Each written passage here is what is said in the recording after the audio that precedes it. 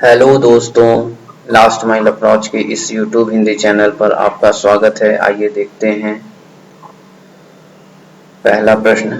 शर्म अल शेख घोषणा के तहत किस मुद्दे को अपनाया गया है? Which issue has been adopted under the Sharm el Sheikh declaration? Option A, investing in biodiversity for people and planet, लोगों और ग्रह के लिए जैव विविधता में निवेश। Option B, investing in infrastructure development of cities, शहरों के बुनियादी ढांचे के विकास में निवेश। Investing in exclusive economic zone, विशेष आर्थिक क्षेत्र में निवेश। Option D, investing in space research, अंतरिक्ष अनुसंधान में निवेश। और इसका सही विकल्प है ऑप्शन ए, लोगों और ग्रह के लिए जैव विविधता में निवेश। Investing in biodiversity for people and planet which was adopted under the शर्म अल शेख डिक्लेरेशन। इसलिए ऑप्शन ए बिल्कुल सही है। बढ़ते हैं अपने अगले प्रश्न की ओर। सही विकल्प चुनें। राष्ट्रीय मानवाधिकार एक संवैधानिक निकाय है। पहला स्टेटमेंट बिल्कुल ही गलत है क्योंकि यह एक संवैधानिक नहीं बल्कि एक वैधानिक निकाय है। दूसरा, भारत का विधि आयोग वैधानिक निकाय है। स्टेटमेंट सेकंड भी गलत है क्योंकि यह ना तो संवैधानिक निकाय है ना तो वैधानिक निकाय है, बल्कि यह एक एग्जीक्यूटिव बॉडी है जो कि हर 3 साल पर फॉर्म की जाती है। इसलिए ऑप्शन ए, दोनों ही विकल्प सही नहीं है। इसलिए option A none is correct, क्योंकि नेशनल ह्यूमन राइट्स कमीशन एक स्टैट्यूटरी बॉडी है और law commission of India is a executive body. Next,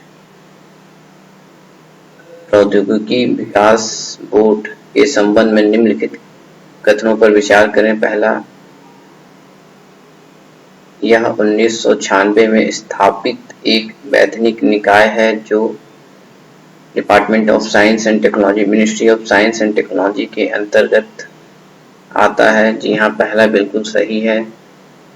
technology development board के संबंध में यह 1996 में स्थापित एक स्टैट्यूटरी बॉडी है जो कि ministry of science and technology के अंतर्गत आता है। दूसरा, यह प्रत्येक वर्ष 11 मई को राष्ट्रीय प्रौद्योगिकी दिवस मनाता है। जी हाँ, यह भी बिल्कुल सही है। इसलिए ऑप्शन बी, दोनों ही विकल्प, यह स्टेटमेंट बिल्कुल सही है।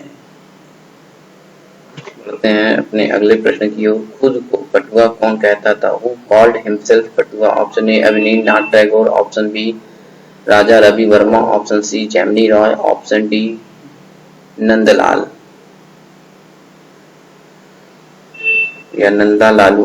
उसका सही विकल्प है option C, Jamini Roy called himself as a Patua, जो कि एक चित्रकार थे।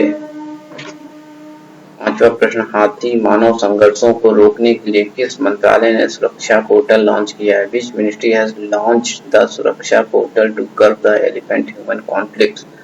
Option A, ministry of environment, पर्यावरण मंत्रालय। ऑप्शन बी, वाणिज्य और उद्योग मंत्रालय, ministry of commerce and industry. Option C, ग्रामीण विकास मंत्रालय, ministry of rural development. Option D, rail ministry. और इसका सही विकल्प है option A, ministry of environment, पर्यावरण मंत्रालय ने सुरक्षा पोर्टल लॉन्च किया है एलिफेंट ह्यूमन कॉन्फ्लिक्ट्स को कम करने के लिए। Thanks to all viewers and subscriber of last mile approach YouTube Hindi channel. Please like, share, subscribe and support our initiative.